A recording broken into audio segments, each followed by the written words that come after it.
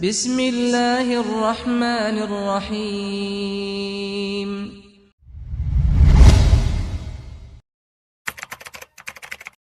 Bismillahirrahmanirrahim. Assalamualaikum warahmatullahi wabarakatuh. Innal hamdalillah nahmaduhu wa nasta'inuhu wa nastaghfiruh wa na'udzu billahi min shururi anfusina wa min sayyiati a'malina. May yahdihillahu fala mudilla lahu wa may yudlilhu fala hadiya lahu. Asyhadu an la ilaha illallah wahdahu la syarika lah wa asyhadu anna Muhammadan abduhu wa rasuluh sallallahu alaihi wa ala alihi wa sahbihi wa man tabi'ahum bi ihsanin ila yaumiddin wa sallama tasliman katsira. Amma ba'd, fa inna asdaqal hadithi kitabullah wa khairal huda huda Muhammadin sallallahu alaihi wa ala alihi wa sahbihi wa sallam, wa syarrul umuri muhdatsatuha fa inna kulla muhdatsatin bid'ah wa kulla bid'atin dhalalah wa kulla dhalalatin finnar. A'azzani Allah wa iyyakum minan nar. Ikhwani fid din, a'azzani Allah wa iyyakum. Alhamdulillah, alhamdulillahi bi ni'matihi tatimmus shalihat. Segala puji hanya bagi Allah yang dengan segala nikmatnya tertunai segala amal-amal kebajikan. Salawat dan salam semoga tercurahkan selalu kepada junjungan kita, Nabi yang mulia, Nabi agung Muhammad bin Abdullah sallallahu alaihi wasallam, kepada keluarga, para sahabat, dan mereka yang senantiasa meniti jalannya sampai hari kiamat. Ikhwani fiddin, a'azzani Allah wa iyyakum. Pada kesempatan subuh hari ini kembali kita melanjutkan pembahasan dari kitab Mukhtasar Siratin Nabi sallallahu alaihi wasallam wa sirati ashabihil asyarah lil Imam Abdul Ghani bin Abdul Wahid Al-Maqdisi rahimahullahu taala, di mana telah kita selesaikan di pembahasan sebelumnya tentang hijrah Rasulullah sallallahu alaihi wasallam dari Makkah menuju Madinah, dan kita sedikit berpanjang lebar tentang pembahasan tersebut. Berikutnya sebenarnya pembahasan tentang wafatuhu sallallahu alaihi wasallam, akan tetapi sengaja ini kita lewatkan. Insyaallah taala nanti akan kita bahas. Kita langsung masuk pada pasal yang berikutnya terkait dengan auladul Mustafa sallallahu alaihi wasallam min banin wa banat. Ini putra-putri Rasulullah sallallahu alaihi wasallam al-Mustafa. Ini mengenal siapa saja yang menjadi putra dan putrinya Nabi. Dan ini dari perkara yang penting dan jarang tersinggung dalam pembahasan tentang sirah, mengenal siapa saja yang merupakan putra dan putrinya Rasulullah. Seperti yang pernah kita bahas di awal-awal pertemuan, bahwa Rasulullah sallallahu alaihi wasallam dianugerahkan oleh Allah Subhanahu wa taala putra dan putri. Dan itu dari istri pertama beliau yang bernama Khadijah binti Khuwailid radhiyallahu anha. Nah, ya, kebanyakan putra-putri Nabi dari Khadijah. Iya, dan mengenal anak-anaknya Rasulullah, putra-putrinya Rasulullah, ini perkara yang penting. Apalagi melihat kebiasaan kita terkadang kalau berjumpa dengan seseorang, biasanya yang pertama kali ditanyakan, adalah tentang anak-anak. Sudah berapa anak? Sudah berapa anggota ini? Sudah berapa putra-putrimu?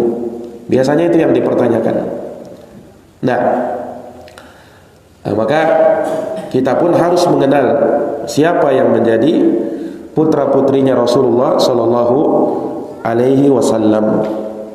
Iya. Dan banyak dari umatul Islam yang tidak mengetahui tentang pembahasan ini. Ya, kalau disuruh sebutkan putra-putri Nabi, saya yakin tidak semua orang bisa memberikan jawaban yang tepat. Apalagi sampai mengurut, ya, siapa saja putra-putrinya Rasulullah. Nah, ya, padahal Rasulullah sallallahu alaihi wasallam beliau mempunyai 6 dari 7 anak itu terlahir dari Ummul Mukminin Khadijah binti Khuwailid radhiyallahu taala anha. Iya, dan karena inilah Rasulullah sallallahu alaihi wasallam memuji Khadijah. Nah, dan beliau sangat mencintai Khadijah radhiyallahu taala anha. Ya, sampai disebutkan bahwasanya ketika Ibunda Aisyah radhiyallahu anha ya, merasa cemburu kepada Khadijah, ya, padahal Khadijah sudah wafat, namun Rasulullah sangat sering menyebut Khadijah, dan Rasulullah sangat memuliakan siapa yang menjadi keluarga dan kawan-kawannya Khadijah sewaktu dia masih hidup. Rasulullah memuliakannya. Itu sampai membuat cemburu Ibunda Aisyah radhiyallahu anha. Ya, sampai tatkala Aisyah menyebutkan kalimat yang kurang disukai oleh Nabi, maka Rasulullah sallallahu alaihi wasallam pun memuji Ibunda Khadijah. Ya, kata beliau, qad amanat bi id kafara bin nas, id kafara biyan nasu, wa saddaqatni id kadzdzabani an-nasu, wa wasatni bimaliha id haramani an-nasu, wa razaqani Allahu azza wa jalla waladaha id haramani auladan nas, auladan nisa. Dalam hadis yang diriwayatkan oleh Imam Ahmad, Rasulullah SAW bersabda bahwasanya beliau, yakni Khadijah, telah beriman kepadaku tatkala manusia telah kafir kepadaku. Yang beriman ketika itu Khadijah. Makanya para ulama mengatakan bahwa Khadijah ini adalah wanita pertama yang beriman kepada Rasulullah. Wanita pertama yang beriman kepada Rasulullah. Dan dimaklumi kisahnya ketika Rasulullah menerima wahyu pertama. Nah, kemudian Rasulullah merasa dan mengkhawatirkan jiwanya, maka yang menenangkannya adalah Khadijah. Iya, wallahi la yukhzikallahu abada. Kata Khadijah radhiyallahu anha, demi Allah, Allah tidak mungkin menghinakan engkau wahai suamiku. Ini Rasulullah sallallahu alaihi wasallam. Maka Khadijah yang pertama beriman. Wa saddaqatni idz kadzdzabani an-nas. Dan beliau juga Khadijah yang telah membenarkanku ketika orang-orang mendustakanku. Wa wasatni bimaliha idz haramani an-nasu. Dan ia telah membantuku dengan hartanya tatkala orang-orang menahan hartanya, tidak membantuku. Nah, ya dimaklumi juga ya bagaimana tatkala Nabi SAW diutus, ya ketika itu jangankan dari orang lain, dari penduduk Makkah, bahkan dari sebagian keluarga beliau sendiri itu mendustakan Rasulullah. Yang membenarkannya pertama kali adalah Khadijah. Kemudian Khadijah yang membantu Rasulullah SAW dalam dakwahnya dengan hartanya. Ya, bayangkan seorang wanita yang tadinya kaya raya, Khadijah, seorang wanita yang kaya raya. Kemudian karena membantu Rasulullah SAW sehingga beliau pun jatuh miskin. Nah, hartanya semuanya dia infakkan, dia nafkahkan di jalan Allah dalam rangka untuk membantu dakwah Rasulullah. Ini Khadijah. Jadi dalam hadis ini beliau menyebutkan keutamaan-keutamaan Khadijah. Wa razaqani Allahu azza wa jalla waladaha idh haramani auladan nas. Ini syahidnya di sini. Dan Allah Subhanahu wa taala telah menganugerahkan kepadaku, mengaruniakan kepadaku, memberikan rezeki kepadaku anak-anak. Ini Khadijah melahirkan anak-anakku. Nah, dan ketika itu wanita-wanita yang lain ya tidak memberikannya kepadaku. Nah, ini pujian Nabi sallallahu alaihi wasallam kepada Khadijah radhiyallahu taala anha. Iya. Dari sanalah Aisyah radhiyallahu anha mengetahui bagaimana kemuliaan Khadijah. Bagaimana keutamaan Khadijah. Dari sisi ini beliau lebih utama daripada Aisyah. Ya karena beliau yang pertama menerima Islam, beliau yang pertama beriman kepada Nabi, berjuang bersama Nabi, menafkahkan seluruh hartanya dalam rangka untuk membela dan mendakwahkan Islam. Dari sisi ini Khadijah radhiyallahu anha lebih utama daripada Aisyah radhiyallahu anha. Walaupun dari sisi yang lain, ya, dari sisi keilmuan misalnya, na'am, maka tidak diragukan Aisyah radhiyallahu taala anha afqahun nisa, adalah wanita yang paling faqih. Nah, dari istri-istrinya Nabi SAW karena beliau hidup ya semasa Islam diperjuangkan oleh Nabi dan terus ketika Islam berjaya. Dan Khadijah radhiyallahu anha bersama Nabi sallallahu alaihi wasallam dalam waktu yang lama sehingga beliau banyak mendapatkan ilmu dari Nabi sallallahu alaihi wasallam. Akan tetapi Aisyah radhiyallahu anha beliau tidak mempunyai anak dari Nabi. Ya, walaupun beliau punya kunyah Ummu Abdillah, Aisyah itu kunyahnya Ummu Abdillah. Tetapi beliau tidak punya anak yang bernama Abdullah. Abdullah itu beliau ambil dari keponakannya, Abdullah bin Zubair, anaknya Asma radhiyallahu taala anha. Adapun anak bernama Abdullah beliau tidak ada. Dan yang menamakan Ummu Abdillah itu Nabi SAW sendiri. Ketika Aisyah meminta kunyah kepada Nabi, maka Rasulullah bersabda, "Anti Ummu Abdillah." Anti, kamu wahai Aisyah adalah Ummu Abdillah. Nah, ini para hadirin yang dirahmati dan dimuliakan oleh Allah. Jadi dari ketujuh putra dan putri Rasulullah SAW, 6 diantaranya itu dari Khadijah. Dan yang satu lagi itu dari istri Nabi yang bernama siapa? Siapa namanya? Maria Al-Qibtiyah. Nah, yang paling kuat dari pendapat para ulama, Maria Al-Qibtiyah ini beliau adalah budaknya Rasulullah sallallahu alaihi wasallam dan tidak termasuk dari istrinya Rasulullah. Yani budaknya Rasulullah sallallahu alaihi wasallam, Maria Al-Qibtiyah yang dihadiahkan kepada beliau. Dan dari Maria Al-Qibtiyah inilah Rasulullah sallallahu alaihi wasallam diberikan seorang putra yang bernama Ibrahim. Nah, hanya itu saja dari putra-putrinya Rasulullah sallallahu alaihi wasallam. Ya. Nah, tentang pembahasan putra-putri Nabi SAW banyak para ulama yang menyebutkannya.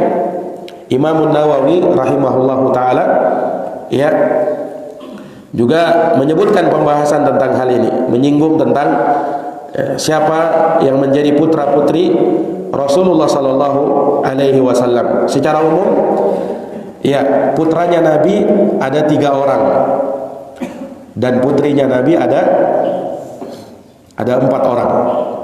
Jadi putra beliau ada 3 orang dan putri beliau ada 4 orang. Di sini disebutkan oleh Imam Abdul Ghani bin Abdul Wahid Al-Maqdisi rahimahullahu taala, faslun fi auladihi sallallahu alaihi wasallam, tentang aulad. Aulad itu jamak dari kata walad. Aulad atau walad itu diperuntukkan kepada banin dan banat, anak laki-laki dan anak perempuan.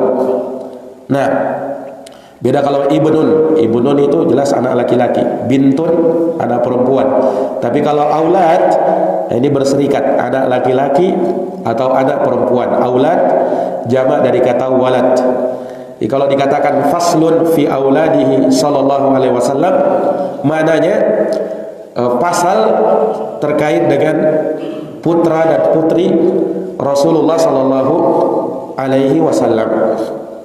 Nah, dan terkait dengan pasal ini beliau merujuk kepada kitab Tasbihatu Azwajin Nabi sallallahu alaihi wasallam wa auladihi, karya Abu Ubaidah Ma'mar Ibnul Musanna. Nah, bisa dirujuk kepada kitab tersebut. Iya. Kata beliau, kata Imam Abdul Ghani bin Abdul Wahid Al-Maqdisi, walahu sallallahu alaihi wasallam minal badina salasatun, dan beliau sallallahu alaihi wasallam mempunyai 3 orang putra.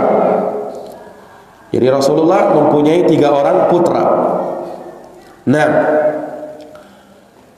yang pertama adalah Al-Qasim. Yang pertama putra Nabi adalah Al-Qasim. Wa bihi kana yukna, dan dengan itulah beliau diberi kunyah. Ini Nabi kunyahnya apa? Abul Qasim. Beliau sering dipanggil dengan sebutan itu, ya Abul Qasim, karena beliau diberi kunyah dengan kunyah tersebut. Dan ini dari sini kita tahu anak tertuanya Nabi adalah Al-Qasim. Ya, karena biasanya ya kunyah itu diberikan untuk nama dari anak tertua, walaupun tidak harus ya. Walaupun tidak harus seseorang berkunyah dengan nama anak yang tertua. Tetapi kalau melihat dari petunjuknya Rasulullah, ya, itu beliau mengambil dari anak tertua. Nah, dan beliau juga pernah menyebutkan untuk sahabat Nabi ketika ditanya siapa anak-anaknya, maka disebutkan yang tertua ini, maka Nabi berikan kunyah dengan anak tertuanya. Anak tertuanya Nabi adalah Al-Qasim, maka beliau berkunyah dengan Abul Qasim. Iya. Nah, tentang Al-Qasim ini kata beliau, wulida bi Makkah qabla an-nubuwah. Al-Qasim itu dilahirkan di Mekah. Al-Qasim itu dilahirkan di Mekah sebelum masa kenabian. Iya. Sebelum kenabian Al-Qasim ini lahir. Nah, wa mata biha wa huwa banu sanatain. Dan Al-Qasim meninggal dunia di Makkah ketika berumur 2 tahun. Jadi Al-Qasim meninggal di Makkah ketika berumur 2 tahun. Ya, tentunya belum usia balik, bahkan belum usia mumayyiz. Al-Qasim sudah meninggal dunia. Ya, sempat ya bersama Nabi SAW sampai 2 tahun. Ya, kemudian setelahnya beliau wafat. Dan tentu Allah Subhanahu wa taala memiliki hikmah terhadap segala ketetapan dan ketentuan Allah, takdir yang Allah Subhanahu wa taala tetapkan. Dan perlu diketahui bahwasanya semua putra-putra Rasulullah itu meninggal ya dalam keadaan masih kecil, belum berusia balik. Iya. Putra-putra Rasulullah SAW meninggal belum berusia balik. Nah, dan ini diantara hikmahnya, karena seandainya ada putranya Rasulullah SAW, ya, maka bisa jadi dia akan menjadi nabi setelah beliau. Sementara sudah ditetapkan bahwasanya Rasulullah SAW itu adalah khataman nabiyyin. Maka Muhammadun aba hadim mir rijalikum walakin Rasulullah wa khataman nabiyyin. Ya, tidaklah Muhammad itu bapak dari salah seorang dari kalian, akan tetapi beliau adalah Rasulullah, utusan Allah, dan beliau adalah penutup para nabi. Beliau adalah penutup para nabi. Andaikan ada dari putra Rasulullah yang dewasa, maka bisa jadi dia akan menjadi apa? Penerus nabi, akan menjadi nabi juga. Maka itu diantara hikmah yang disebut oleh para ulama, sehingga tidak ada putra-putranya Rasulullah SAW yang tumbuh sampai dewasa. Nah, Al-Qasim meninggal di Mekah ketika berumur 2 tahun. Wa qala Qatadatu asya hatta masya. Dan Imam Qatadah mengatakan bahwasanya Al-Qasim itu hidup ya sampai beliau bisa berjalan. Ya, umur 2 tahun biasanya sudah bisa berjalan, ya kan? Nah, ini bisa berjalan bersama Nabi SAW, ya. Nah, dan biasanya anak-anak umur segitu, ya, anak-anak yang lagi disayang-sayangnya, ya kan? Umur-umur segitu. Nah, seorang mungkin lebih ringan, ya walaupun tentu berat, sama-sama berat, ya, ditinggal oleh anak. Tetapi mana yang lebih ringan? Meninggal di saat masih bayi, belum bersama-sama, ya, sudah meninggal duluan misalnya, atau meninggal dalam kandungan, itu lebih ringan, ya kan? Lebih ringan ketimbang anak ini, ya, sudah bersama-sama kita, sudah merasakan kasih sayang kita pun sudah tumbuh kasih sayang yang sangat besar kepada anak tersebut, kemudian meninggal. Ini tentu lebih berat cobaannya. Iya. Ini tentu lebih berat apa namanya? Godaannya. Nah, ya. Qasim meninggal umur 2 tahun. Nah, meninggal umur 2 tahun. Ya. Ya, tentu hal tersebut sangat membuat sedih Rasulullah sallallahu alaihi wasallam dengan meninggalnya Al-Qasim. Nah, dan bagaimana dengan Khadijah radhiyallahu anha yang merupakan, ya, ibu dari Al-Qasim. Nah, ini ikhwani fiddin azani Allahu wa iyyakum. Iya. Maka beliau tidak banyak bercerita tentang Al-Qasim, ya. Ya, karena terkait dengan Al-Qasim ini, Al-Qasim bin Muhammad Rasulullah sallallahu alaihi wasallam, ya, tidak lama, ya. Beliau hanya berusia 2 tahun, kemudian setelahnya meninggal dunia. Nah, jadi yang kita bisa tahu, Al-Qasim adalah putra tertuanya Rasulullah. Beliau diberi kunyah dengan hal tersebut, lahir di Makkah sebelum kenabian, dan juga meninggal dunia di Makkah ketika berumur berapa tahun? Berumur 2 tahun, ya. Dan beliau sempat berjalan, kemudian setelahnya dipanggil oleh Allah Subhanahu wa taala rahimahullah, semoga Allah merahmatinya. Nah, kemudian anak beliau yang kedua adalah, di sini beliau singgung wa Abdullah dan Abdullah. Ini beliau sebenarnya tidak urut, ya. Beliau menyebutkan dulu putra-putra dulu, baru setelahnya putri-putri. Nah, wa illa sebenarnya disebutkan setelah Al-Qasim, anak keduanya Nabi adalah Zainab. Anak keduanya Nabi adalah Zainab. Nah, tetapi karena pembahasannya menyebut tentang putra-putra Nabi, nah, maka disebutkan dulu putra-putra beliau. Setelah Al-Qasim, ya, yang kedua adalah Abdullah. Jadi Nabi punya anak namanya siapa? Abdullah. Nah, Abdullah bin Muhammad sallallahu alaihi wasallam. Iya. Nah, Abdullah ini adalah nama dari siapanya Nabi? Bapaknya Nabi SAW. Nabi kan bernama Muhammad bin Abdullah. Iya. Anak beliau bernama Abdullah. Nah, makanya tidak mengapa, ya, seseorang menamakan anak itu dengan nama bapaknya atau dengan nama kakeknya misalnya.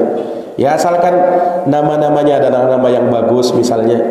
Nah, dia ingin menamakan dengan nama bapaknya yang memang bagus, nama bapaknya punya arti dan makna yang bagus.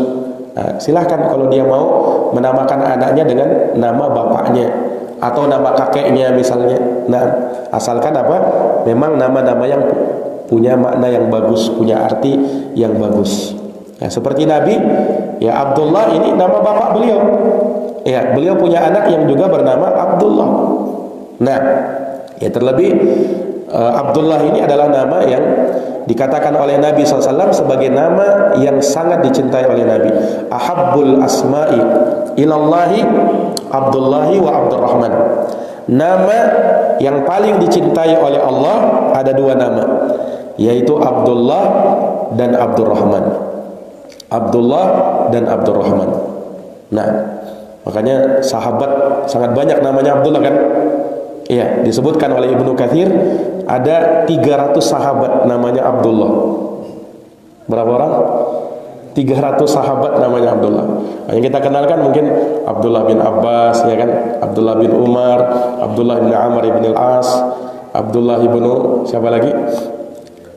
Abdullah bin Zubair. Nah, nama sahabat Abu Bakar juga Abdullah, Abdullah ibnu Utsman Abu Quhafah. Nah, dan masih banyak 300 sahabat namanya Abdullah. Namanya siapa? Abdullah. Itu tidak membuat orang sudah nama pasaran itu Abdullah. Tidak usah nama Abdullah pasaran itu. Nah, ada sebagian orang bilang begitu ya. Pasaran nama Abdullah. Ya walaupun dah harus orang bernama dengan nama Abdullah ya kan. Nah, tapi jangan bilang begitulah. Ya, Abdurrahman juga. Nah, Abdurrahman. Ya walaupun banyak orang yang bernama dengan nama seperti itu, ya tapi kita mengambil keutamaan dan kemuliaan dengan nama tersebut. Terlebih ada haditsnya, ada keutamaannya. Ahabbul asma'i ilallah Abdullah wa Abdurrahman. Iya. Ini ikhwani fiddin azani Allahu wa iyyakum. Maka ini putra kedua Nabi SAW Abdullah. Iya. Kata beliau, wa yusamma at-tayyib wa at-tahir. Ya. Dan Abdullah ini juga kata beliau dinamakan, disebut, dijuluki dengan At-Tayyib, dengan At-Tahir.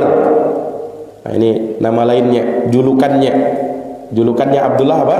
At-Tayyib. At-Tayyib itu apa? Yang baik ya kan? Yang bagus, Tayyib. Kan bilang Tayyib. Tayyib itu bagus, baik.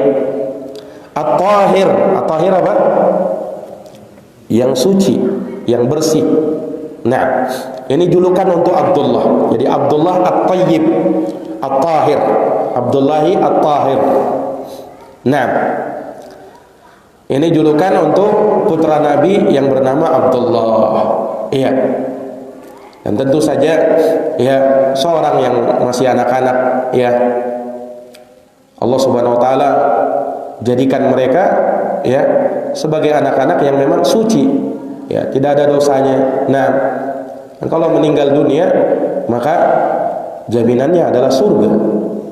Anak-anak yang meninggal dunia dalam keadaan belum berusia balik, jaminannya adalah surga. Ya bahkan Al-Hafidz Ibnu Hajar rahimahullahu taala menyebutkan tentang anak-anak orang kafir meninggal dunia. Kira-kira tempatnya di mana? Anak orang kafir ini.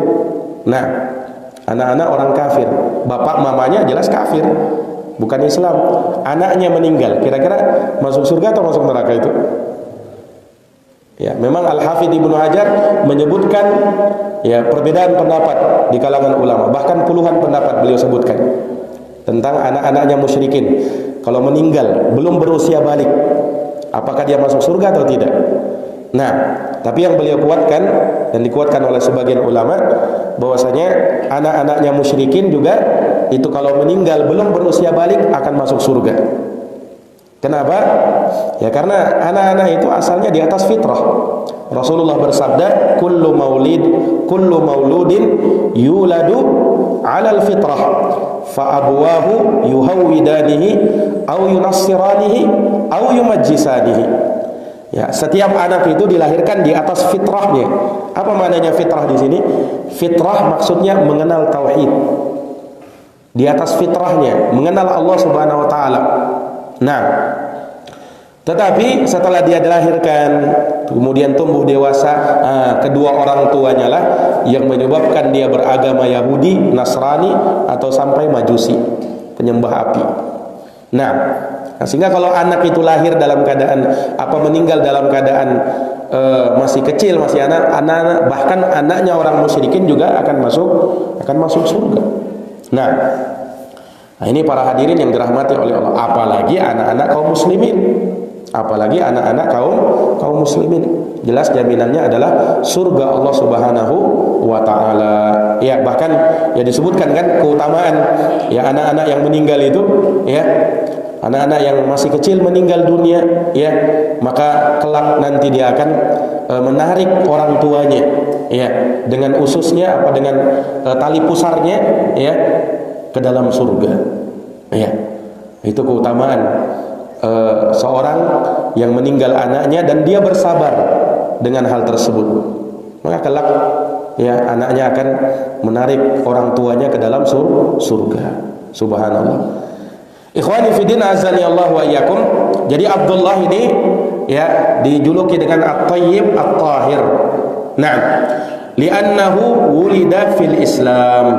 Ya, karena beliau Abdullah itu lahir ya di masa Islam.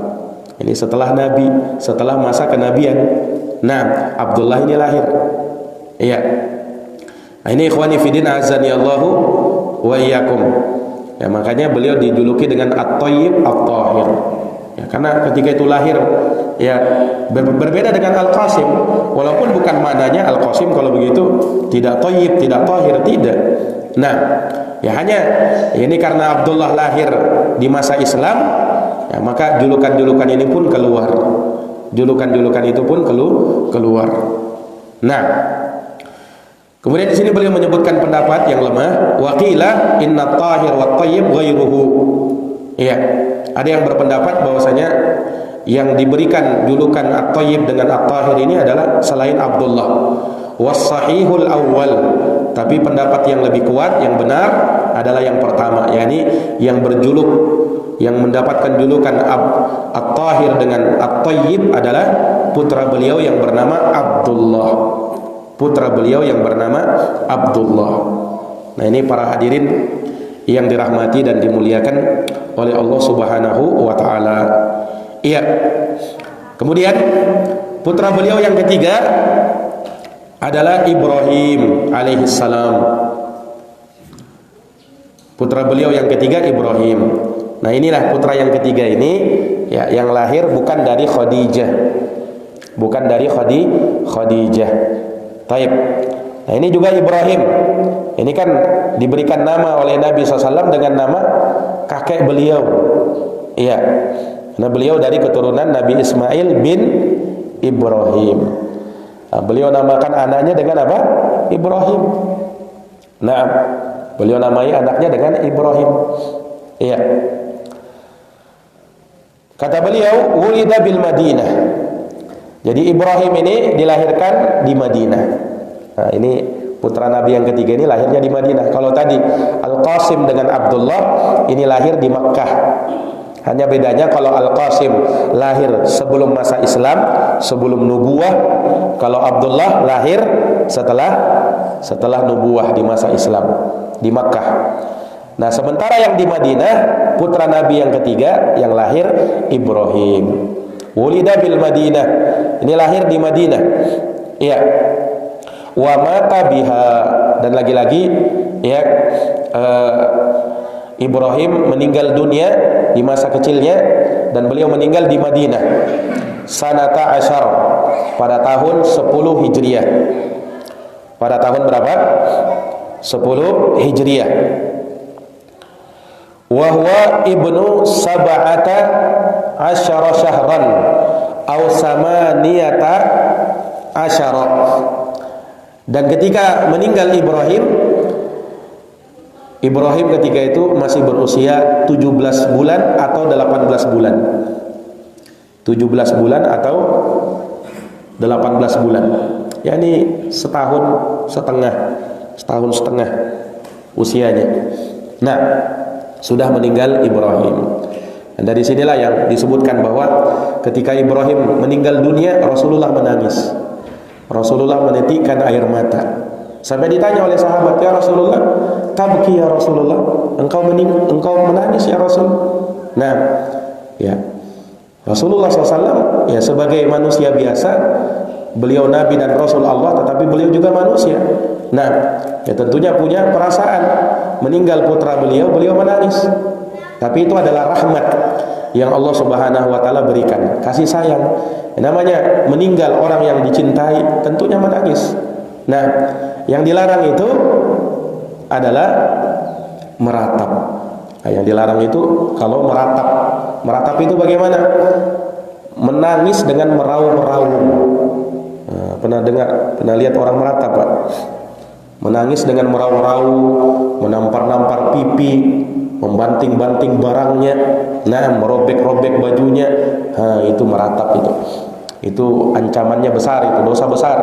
Rasulullah bersabda, "An-naihatu", wanita yang meratap. Disebut wanita karena yang banyak melakukannya wanita.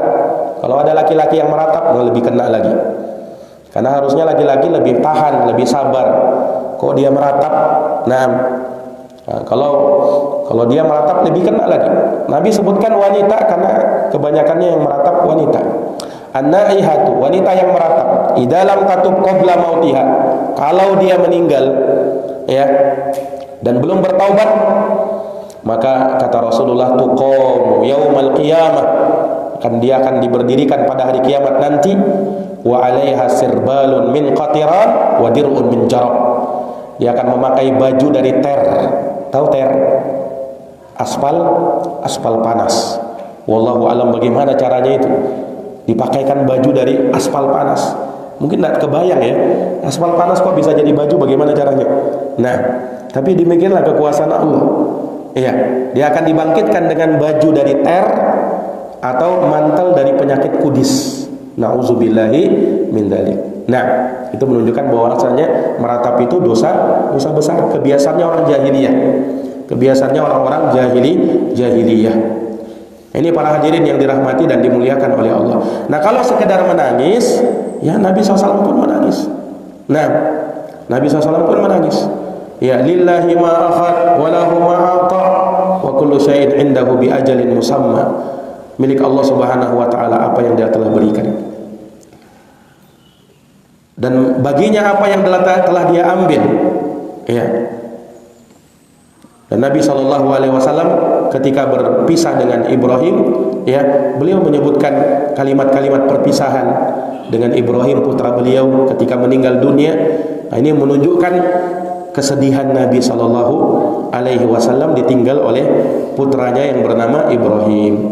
Nah, disebutkan di sini tsabata fi sahih al-Bukhari, telah valid dalam sahih al-Bukhari pada nomor hadis 1382, anin Nabi sallallahu alaihi wasallam annahu qala, dari Nabi sallallahu alaihi wasallam beliau bersabda, lamma tuwfiya ibnuhu Ibrahim, tatkala meninggal putra beliau yang bernama Ibrahim, maka Nabi bersabda, innalahu murdi'an fil jannah. Nah, Nabi sebutkan bahwasanya sesungguhnya Ibrahim punya ya ibu susuan di dalam surga. Nah, jadi Ibrahim meninggal ketika itu masih menyusu dengan ibunya, meninggal. Nah, maka Nabi sebutkan bahwasanya di surga Ibrahim punya ibu susuan. Ini keutamaannya. Itu dalam hadis riwayat Imam Al-Bukhari. Wa inda Muslimin, dalam hadis riwayat Muslim, qala sallallahu alaihi wasallam, Rasulullah bersabda, inna Ibrahima mata fi thadi wa inna lahu la dha'raini ay murdi'ataini yukammilani radha'ahu fil jannah.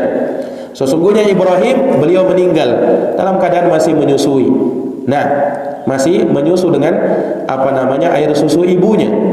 Dan sesungguhnya kata Nabi, Ibrahim mempunyai 2 orang ibu susuan. Nah, bahkan disebutkan dalam riwayat Muslim 2 orang ibu susuannya, yukammilani radha'ahu fil jannah, yang keduanya menyempurnakan susuannya di dalam surga. Nah, subhanallah. Ya tentunya Allah Subhanahu wa taala Maha Kuasa untuk menjadikan hal-hal yang demikian, dan ini dari keutamaan-keutamaan yang Allah Subhanahu wa taala berikan untuk keluarganya Rasulullah sallallahu alaihi wasallam. Baik. Disebutkan oleh Imam Nawawi rahimahullahu taala ay mata wa huwa fi sinni radha'is sadi.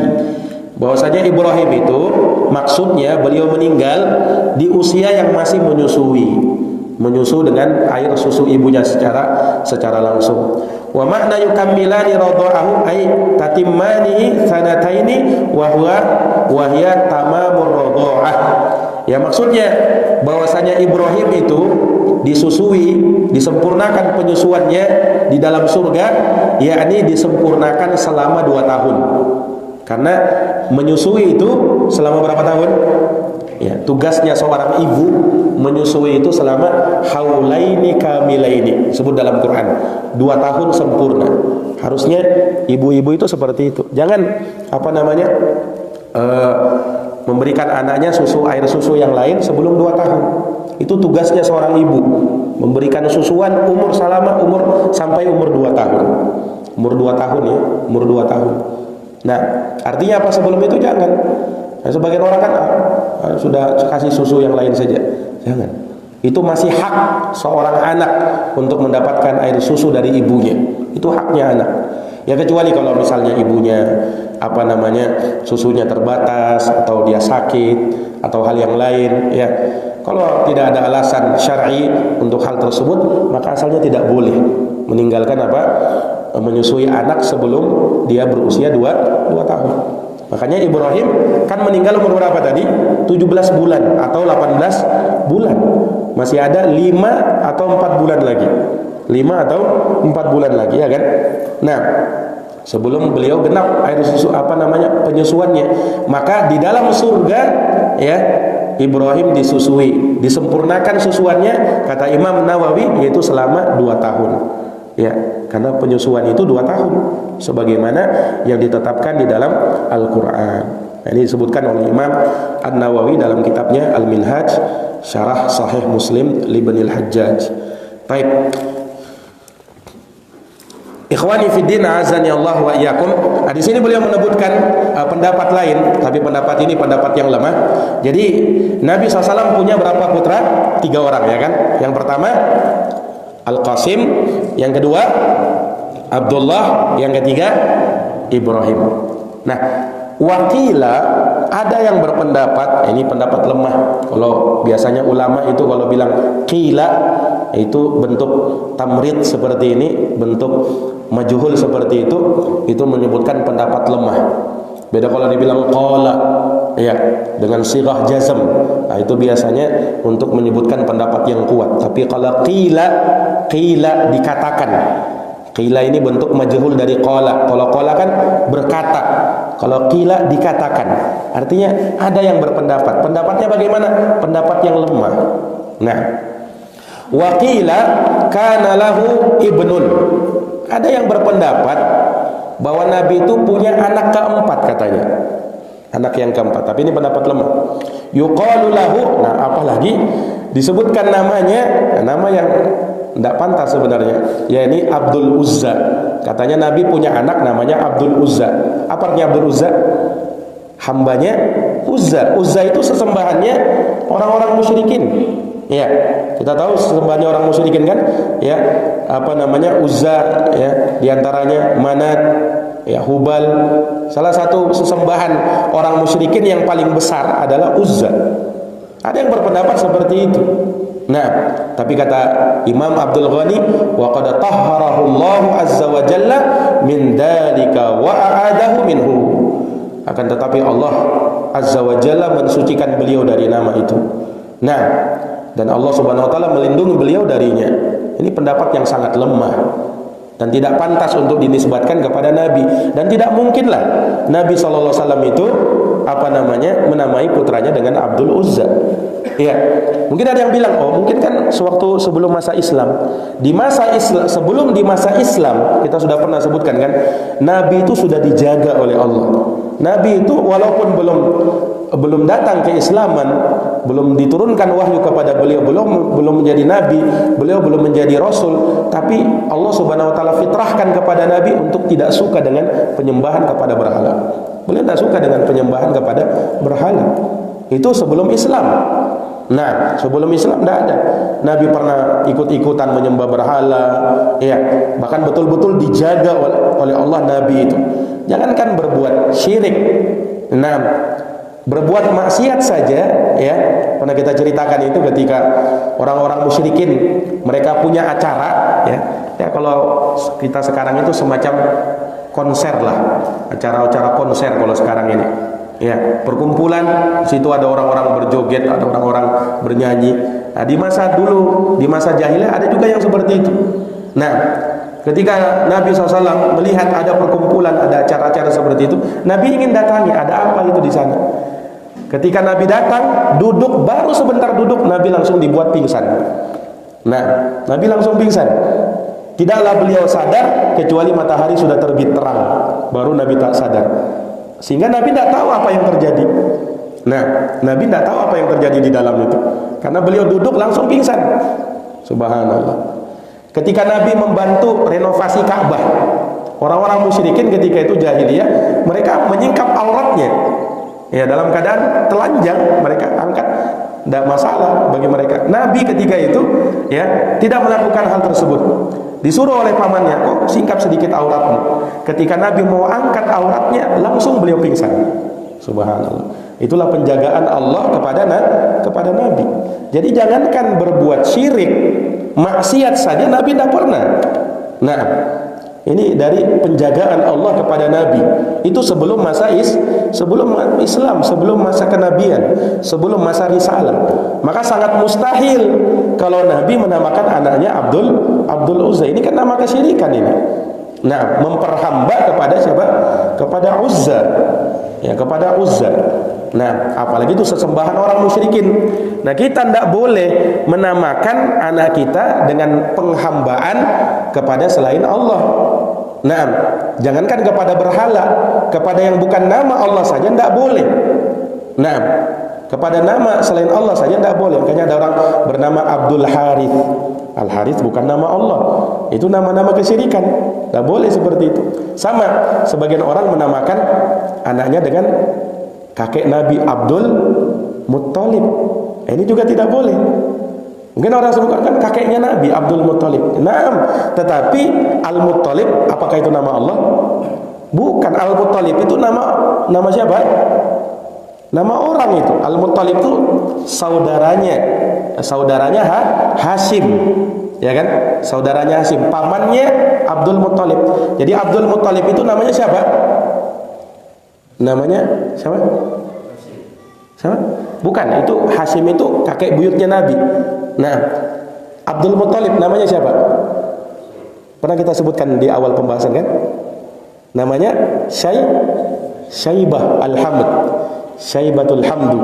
Nah, itu namanya Abdul Muttalib. Kenapa Abdul Muttalib diberikan nama Abdul Muttalib? Ya, dan itu yang lebih terkenal. Harusnya namanya Syaibah. Nah, bukan Abdul Muttalib. Kisahnya itu, ya, ketika Hashim meninggal, bapaknya Abdul Muttalib meninggal, ya, maka Syaibah ini Abdul Muttalib itu pergi ke rumah pamannya yang bernama Al-Muttalib. Jadi pamannya Abdul Muttalib namanya siapa? Abdul Muttalib. Nah ketika Syaibah datang, alias Abdul Muttalib ini datang, dari kejauhan dilihat. Nah ketika itu kan padang pasir, ya kan? Padang pasir. Dilihatlah Syaibah ini dalam keadaan ya berlumuran pasir, berdebu. Nah, ya.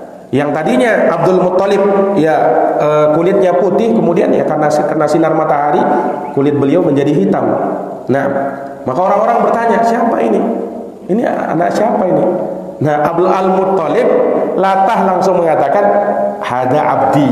Ini budakku ini. Nah, ini budak. Padahal keponakannya, tapi dia bilang hada abdi. Ini anakku ini. Nah, semenjak itulah Syaibah ini dipanggil dengan apa? Abdul Muttalib. Maksudnya budaknya si Muttalib. Si Muttalib ini pamannya Abdul Muttalib. Nah karena itulah beliau langsung dikenal bukan lagi dengan nama aslinya, tetapi dengan apa? Dengan julukannya Abdul Muttalib. Makanya tidak boleh kalau ada orang yang bernama dengan Abdul Muttalib. Selain itu, salah dalam artian namanya itu bukan seperti itu. Kemudian juga dari sisi lain itu memperhamba kepada siapa? Memperhamba kepada, bukan kepada Allah. Al-Muttalib orang, nama orang. Itu tidak boleh. Jelas ini ikhwani fiddin. Nah, makanya di dalam pemberian nama itu penting. Dalam pemberian nama itu adalah hal-hal yang penting. Tidak boleh seseorang sembarangan di dalam memberikan nama. Nah, ikhwani fiddin azani Allah wa iyyakum, disebutkan di sini anna Allah azza wa jalla qad tahhara nabiyahu sallallahu alaihi wasallam ay yusammi ahadan min abnaihi bimisli dhalikal ismi. Naam, mimma fihi ta'bidun li ghairillahi wa a'adahu Allah min dhalika lima fihi min asy-syirki bihi subhanahu wa la yu'rafu li nabiyyina sallallahu alaihi wasallam min al-awladi ghairi haula'i thalatha al-Qasim wa Abdullah wa huwa al-musamma bit-Tayyib wa Tahir wa Ibrahim. Fal qawlu bi anna lin-nabi sallallahu alaihi wasallam ibnun yuqalu lahu Abdul Uzza qawlun batilun wa la raiba fi dhalika kama nabbaha al-muallif rahimahullahu ta'ala. Nah, beliau terangkan di sini dalam catatan kaki, na'am, bahwasanya Allah azza wa jalla telah mensucikan nabinya sallallahu alaihi wasallam untuk memberi nama seorang pun dari anak-anak beliau dengan nama seperti itu. Tidak mungkin lah. Nah, ada bentuk penghambaan kepada selain Allah seperti itu. Nah, Allah melindungi Nabi SAW dari hal-hal yang demikian, sehingga tidak pantas untuk dinisbatkan kepada Nabi hal yang demikian, karena ada bentuk kesyirikan di dalamnya. Naam, ada bentuk-bentuk kesyirikan di dalamnya, ya, sehingga tidak diketahui untuk Nabi kita Muhammad sallallahu alaihi wasallam anak-anak laki-laki selain 3 orang ini saja. Jadi anak laki-laki Nabi cuma 3 orang. Siapa itu? Al-Qasim, Abdullah, nah ini yang disebut dengan At-Tayyib dan At-Tahir, dan yang ketiga adalah Ibrahim. Lalu disebutkan pendapat yang mengatakan bahwa Nabi punya anak yang bernama Abdul Uzza, ini qaulun batilun la raiba fi dzalik. Ini pendapat yang batil, tidak diragukan lagi. Tidak usah ragu, batil jelas pendapat itu. Tidak mungkin lah, dan tidak boleh dinisbatkan kepada Nabi. Hal ini sebagaimana yang ditanbih oleh penulis, yakni Imam Abdul Ghani bin Abdul Wahid Al-Maqdisi rahimahullahu taala. Ikhwani fiddin azani Allah wa iyyakum, mungkin ini yang bisa kami paparkan terkait dengan putra-putra Rasulullah. Insyaallah taala kita akan bahas nanti lebih lanjut lagi terkait dengan putra-putra Rasulullah. Ini baru perkenalan singkat, dan juga nanti akan datang putri-putri Rasulullah sallallahu alaihi wasallam, 4 orang diantaranya nanti akan kita bahas dan kita singgung di pertemuan yang akan datang biidznillah taala. Wallahu taala a'lamu bissawab. Subhanakallahumma wa bihamdika asyhadu an la ilaha illa anta astaghfiruka wa atubu ilaik. Wassalamu alaikum warahmatullahi wabarakatuh.